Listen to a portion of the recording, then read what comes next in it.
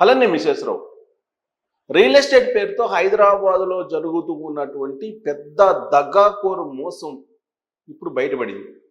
గత కొంతకాలంగా నేను అనేక వీడియోలు చెప్పాను. ఆ వీడియోల్లో కూడా వివరించాను ఎలా మోసం చేస్తున్నారు, ఆ మోసంలో ప్రభుత్వం కూడా పరోక్షంగా ఏ విధంగా కోఆపరేట్ చేస్తుంది అనేటువంటి విషయాన్ని కూడా నేను ఎక్స్ప్లెయిన్ చేశాను. ఇప్పుడు ప్రత్యక్ష ఉదాహరణ కోకాపేట నియోపోలిస్ భూములు ఉన్నాయి కదా, వాటిని ఎకరం 136 కోట్లకు సుమారుగా పాడింది వజ్ర కన్స్ట్రక్షన్స్. ఈ వజ్ర కన్స్ట్రక్షన్స్ దాదాపు 4 ఎకరాల 59 సెంట్ల భూములు పాడింది. అంటే సుమారుగా 600 కోట్లు చెల్లించాలి. ఇప్పుడు ఆ సంస్థ హెచ్ఎండిఏకి ఆ అమౌంట్ని చెల్లించలేదు, చేతులు ఎత్తేసింది. హెచ్ఎండి ఏం చేస్తుంది, ఈఎండి అమౌంట్ కట్టి ఉంటారు కదా 5 కోట్ల రూపాయలు, ఈ 5 కోట్ల రూపాయలకు సంబంధించినటువంటి ఆస్తులను జప్తు చేసింది. వాళ్ళు పాడుకున్నటువంటి భూముల్ని మళ్ళీ తిరిగి తీసుకుంది. వజ్ర కన్స్ట్రక్షన్స్ పాడుకున్నటువంటి భూముల్ని తిరిగి తీసుకొని మళ్ళీ వేలం వేయడానికి సిద్ధమవుతుంది. ఈ లోపుగా ఇప్పుడు నియోపోలిస్ పక్కన 136 కోట్లకు పైగా ఎకరం పాడుకున్నటువంటి ఈ వజ్ర కన్స్ట్రక్షన్స్ వల్ల నష్టపోయింది ఎంతమంది తెలుసా? ఆ నియోపోలిస్ చుట్టుపక్కల రేట్లు పెంచేశారు. 136 కోట్లకు వజ్ర కన్స్ట్రక్షన్స్ కొనింది కాబట్టి మా రేటు కూడా ఇంతే అని చెప్పి కొన్ని వందల ఎకరాలని సేల్ చేసేశారు. ఈ వేలం వేసినప్పుడు ఉన్నటువంటి ప్రభుత్వం ఏందో తెలుసా? కేసీఆర్ గారి గవర్నమెంట్. ఇప్పుడు రాయదుర్గం దగ్గర రేవంత్ రెడ్డి గారి ప్రభుత్వం వేలం వేస్తే మొన్న 230 కోట్ల రూపాయలు ఎకరా పలికింది. దీని వెనక చాలా మతలబు ఉంది అని చెప్పి చాలా సందర్భాలు నేను చెప్పాను. ఇది అందరి మీద, ప్రజలందరి మీద డైరెక్ట్గానో ఇండైరెక్ట్గానో ప్రభావం పడుతుంది. ఆ మోసం కాస్త తలా కాస్త పంచుతున్నారు. ఉదాహరణకి ఇప్పుడు మనకు ప్రత్యక్షంగా కనిపిస్తుంది, చేతులు ఎత్తేసింది వజ్ర కన్స్ట్రక్షన్స్ కంప్లీట్గా అఫీషియల్గా చేతులు ఎత్తేసి మేము అమౌంట్ కట్టలేమని చెప్పేసింది. కానీ వజ్ర కన్స్ట్రక్షన్స్కి ఏదో రకంగా అప్పట్లో ప్రభుత్వం బెనిఫిట్స్ అయితే ఇచ్చింది. ఇప్పుడు కాకపోతే 5 కోట్లు పోతే వజ్ర కన్స్ట్రక్షన్స్కి 5 కోట్లు అనేది నథింగ్ ఆ కంపెనీకి.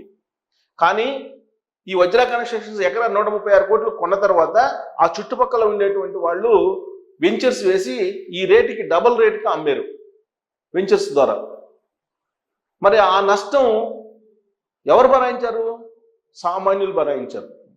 సామాన్యులు గజం 2 లక్షలు, 2.5 లక్షలు, 1.5 అని చెప్పేసి ఈ వజ్ర కన్స్ట్రక్షన్స్ కొనుగోలు చేసినటువంటి హెచ్ఎండి భూమిలో వేలంలో కొనుగోలు చేసినటువంటి ధరను చూపిస్తూ ఆ చుట్టుపక్కల కొన్ని వందల ఎకరాలని వెంచర్స్ వేసి అమ్ముకున్నారు.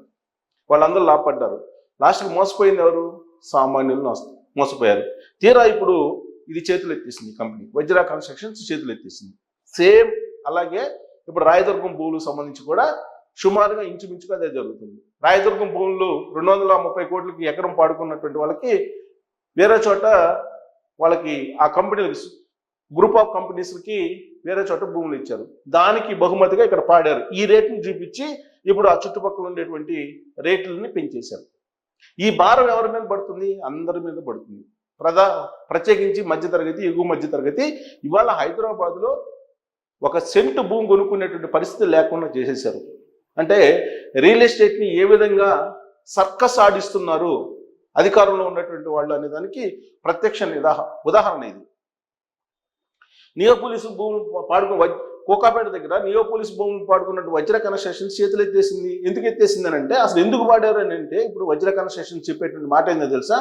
మేము ఫ్రీలాన్స్ పేరుతోటి డబ్బులు వసూలు చేసేసి పే చేద్దాం అనుకున్నాము, కానీ ఫ్రీలాన్స్ ఎవరు రావట్లేదు కొనుగోలు చేయడానికి ఫ్రీలాన్స్కి, అందుకని మాకు వర్కౌట్ కాలేదు అని చెప్పి చెప్తుంది. ఇప్పుడు ఫ్రీలాన్స్ పేరుతోటి ఓపెన్ టు ల్యాండ్ అని చెప్పి రకరకాల స్కీమ్స్ పెట్టింది. ఎన్ని స్కీమ్స్ పెట్టినా కానీ అక్కడికి వచ్చి కొనుగోలు చేసేటువంటి వాళ్ళు ఎవరు లేరు, ఫ్రీలాన్స్కి బుక్ చేసుకునేటువంటి వాళ్ళు కూడా ఎవరు లేరు. దీంతో చేతులు ఎత్తేసింది. చేతులు ఎత్తేస్తే హెచ్ఎండిఏ ఆ భూముల్ని హ్యాండ్ ఓవర్ చేసుకోవడంతో పాటు వాళ్ళు కట్టినటువంటి ఈఎండి 5 కోట్లని తీసేసుకుంది. ఈ లోపు పరోక్షంగా జరిగినటువంటి నష్టం కొన్ని వేల కోట్ల రూపాయలు ఉంటుంది. ఈ వజ్ర కన్స్ట్రక్షన్స్ కొనుగోలు చేసినటువంటి భూముల ధరను చూపించి కొన్ని వేల కోట్ల రూపాయలు సామాన్యుల దగ్గరని వసూలు చేసుకున్నటువంటి వాళ్ళు చాలామంది ఉన్నారు. ఇది దగ, మోసం. హైదరాబాద్ రియల్ ఎస్టేట్లో జరుగుతున్నటువంటి మోసం కొన్ని వేల కోట్ల రూపాయలు విలువైనటువంటి మోసం. దాంట్లో కేసీఆర్ గారేమో నా ప్రభుత్వం ఎకరా 100 కోట్లు అమ్మారని చెప్పేసి ఆయన ప్రచారం చేసుకున్నారు ఎన్నికల్లో. ఇప్పుడు రేవంత్ రెడ్డి గారి ప్రభుత్వం ఏంటి, నా హయాంలో 230 కోట్లు బలికింది ఎకరా అని చెప్పేసి ఆయన చెప్తున్నారు. అసలు రియాలిటీ ఏంటి? హైదరాబాద్లో రియాలిటీ ఏంటి అనేది ఇది ఉదాహరణ. రియాలిటీ అంటే ఇలాంటి వాటిని 1-2 కంపెనీలని ఎక్కువ రేటుకి పాడిచ్చేసి హెచ్ఎండిఏ భూముల్ని ఆ భూముల రేట్లతోటి మొత్తానికి అంటగడుతూ ఉన్నారు. అసలు ప్రభుత్వంలో ఉండేటువంటి వాళ్ళే, ఏ పార్టీ అయినా సరే, రియల్ ఎస్టేట్ని కొలమానంగా తీసుకొని ఎన్నికల ప్రచారంలో వెళ్తారా? అలా వెళ్ళినటువంటి ఒకే ఒక్క పొలిటీషియన్ కేసీఆర్ గారు. ఆయన్ని ఇప్పుడు అనుసరిస్తున్నారు రేవంత్ రెడ్డి గారు. కాదు, రేవంత్ రెడ్డి గారు 230 కోట్లు పెరిగింది నా హయాంలో అని చెప్తున్నారు, కానీ ఎన్నికల ప్రచారంలో మాత్రం చెప్పట్లా రియల్ ఎస్టేట్ పెరిగిందని. కారణం ఏంటంటే 22A ఇంప్లిమెంట్ అయింది. యాక్చువల్గా ఈ 22A నిషేధిత భూములకు సంబంధించినటువంటి జాబితా కేసీఆర్ గారి గవర్నమెంట్లోనే అప్పుడు పోర్టల్ క్రియేట్ చేసినప్పుడు ధరణి పోర్టల్ అవన్నీ ఉన్నాయి.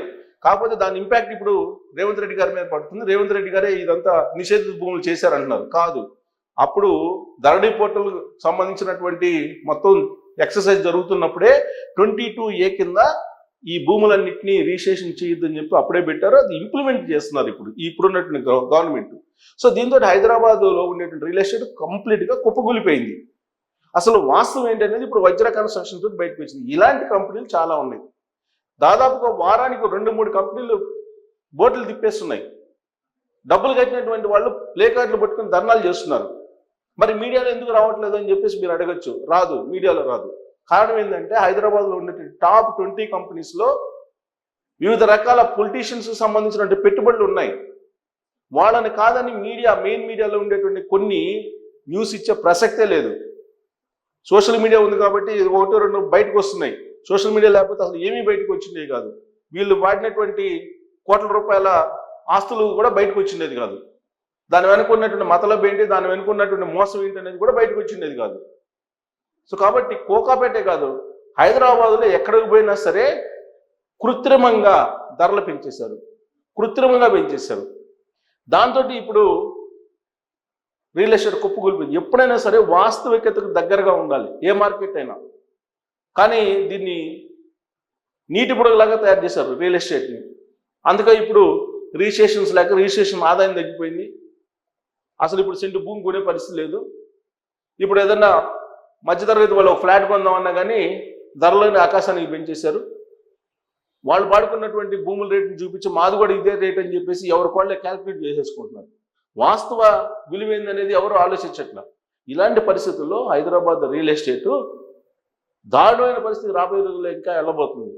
ఎందుకనంటే టాప్ 20 కంపెనీస్లో 5 కంపెనీలు బోర్డు తిప్పేయడానికి సిద్ధంగా ఉన్నాయని చెప్పి రియల్ ఎస్టేట్ సంబంధించిన ఎక్స్పర్ట్స్ చెప్తున్నారు. 5 కంపెనీలు. ఈ 5 కంపెనీలు కనీసం 5,000 కోట్ల రూపాయల నుంచి 10,000 కోట్ల రూపాయల టర్న్ ఓవర్ ఉన్నటువంటి కంపెనీలు త్వరలోనే బోర్డు తిప్పైపోతున్నాయి అనేటువంటి ఒక అభిప్రాయం రియల్ ఎస్టేట్ వర్గాల్లో నడుస్తుంది. అందుకే ఎప్పుడు ఎవరు బోర్డు తిప్పేస్తారో తెలీదు. మనం చూసాం సత్యం కంప్యూటర్స్ది 2009లో జరిగింది. సత్యం కంప్యూటర్స్ కోసం మైటాస్ చేశారు, మైటాస్లో పెట్టుబడి పెట్టారు, బోర్డు తిప్పేశారు. ఇలాంటి సిచ్యువేషన్లు మనం చూడబోతున్నాము. రాబోయేటువంటి రోజుల్లో ఇంకా మరిన్ని కంపెనీలు వజ్ర కన్స్ట్రక్షన్స్ ఇప్పుడు చేతులు ఎత్తేసింది డబ్బులు కట్టకుండా. ప్రీలాంచ్ పేరుతోటి మార్కెట్ చేసింది. మరి ప్రీలాంచ్ పేరుతోటి మార్కెట్ చేసినటువంటి వాళ్ళకి డబ్బులు ఇస్తుందా ఇప్పుడు అని అంటే మరి ఇస్తే వెళ్ళనుకోండి, ఇవ్వకపోతే మళ్ళీ రోడ్డును ప్లే కార్డులు పట్టుకొని తిరుగుతారు. అందుకే ప్రీలాంచ్ జోలికి అస్సలు వెళ్ళొద్దు ఎవరు. ప్రీలాంచ్ జోలికి వెళ్ళారా తక్కువ రేటుకి వస్తుందని మీరు మునిగిపోయినట్టే. ఎంత బ్రాండెడ్ కంపెనీ అయినా సరే, ఎంత బ్రాండెడ్ ఉన్నటువంటి గుడ్ విల్ ఉన్నటువంటి కంపెనీ అయినా సరే మీరు ప్రీలాంచ్కి వెళ్ళారని అంటే ఎప్పుడు ఏం జరుగుతుందో తెలియనటువంటి సిచ్యువేషన్ ఇప్పుడు రియల్ ఎస్టేట్లో ఉంది. కాబట్టి ఈ జిమ్మికలన్నీ రియల్ ఎస్టేట్ వాళ్ళతో కొంతమంది ప్రభుత్వంలోని పెద్దలు వేస్తూ ఉన్నారు. దాని కారణంగా పేద మధ్యతరగతి, ఎగువ మధ్యతరగతి నష్టపోతూ ఉన్నారు.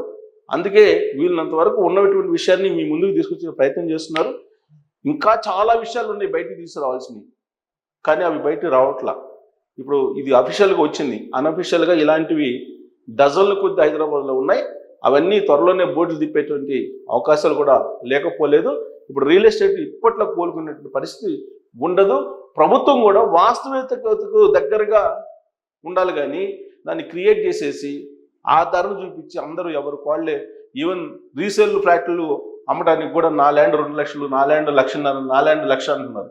ఎలా వస్తుంది? దానికి ఒక పద్ధతి ఉంటుంది, దానికి ఒక సైంటిఫిక్ రీజన్ ఉంటాయి.